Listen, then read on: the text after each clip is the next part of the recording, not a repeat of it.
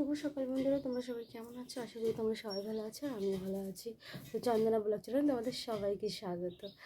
তো শুভ নববর্ষে সবাইকে জানাচ্ছি দ্বিতীয় শুভেচ্ছা। তোমরা সবাই ভালো থেকো আর নতুন বছর অনেক অনেক তোমাদের ভালো কাটুক, ভালোভাবে যাক দিনটা, মানে সারা বছরটাই তোমরা যেন ভালো থাকুক।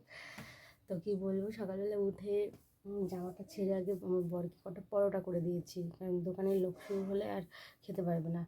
তো আলুর তরকারি পরোটা করে দিয়েছি। এখন বাদ বাকি বিছানা গুছিয়ে তারপরে বাইরের কাজ করব। নিয়ে এসছে বড় রুই মাছ, বড় একটা রুই মাছ নিয়ে এসছে, আর তোমার চিংড়ি মাছ নিয়ে এসছে কিছু।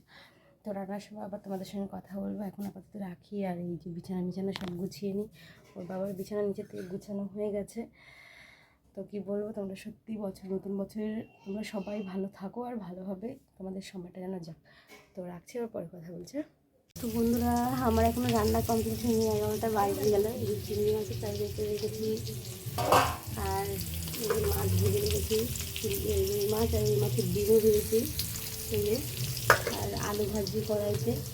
এখন 11টা 20 বাজে, আমি এখনো খাইনি, খিদে পাচ্ছি তো। তাও ভাবছি একটু বসিয়ে তারপরে খাবো। কী করবো, খুব ভালো লাগছে না। ক্লিপ রাখ ওইখানে, হ্যাঁ রাখে ওইখানে।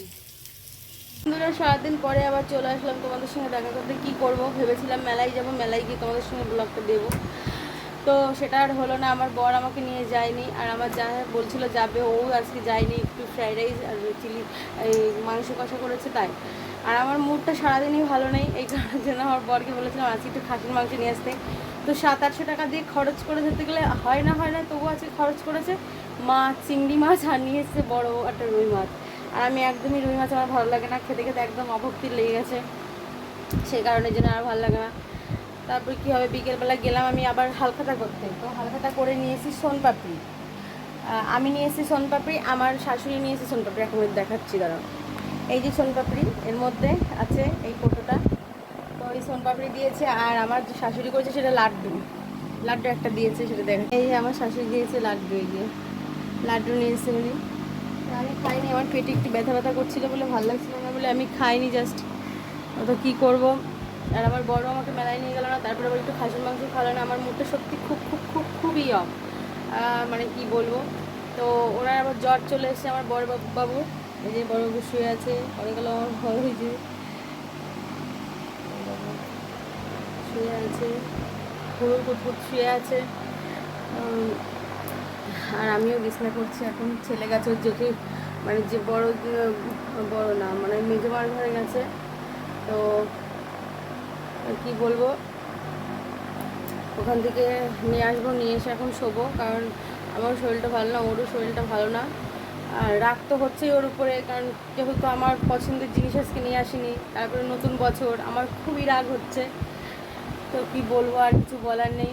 আমি সেই কারণে আজকে দুপুর মাছই খাইনি, তাও এখন একটু নিলাম যে না নিয়ে এসছে একটু খাই।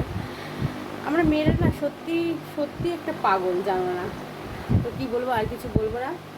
শুভরাত, তোমরা সবাই ভালো থাকো। আজকের দিন থেকে তোমাদের সবার যেন জার্নিটা খুব ভালো যায়।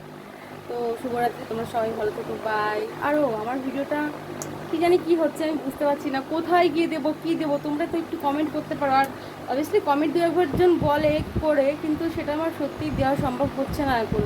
নিজের মোবাইল না হলে সেটা কখনোই সম্ভব হয় না, বরের মোবাইল যেহেতু না। তো কিছু করার নেই। যদি আমি কালকে মেলায় যাই, অবশ্যই আজকে ভেবেছিলাম তোমাদেরকে আমাদের এখানে চড়ক ঘোরে, তো ওটা দেখাবো।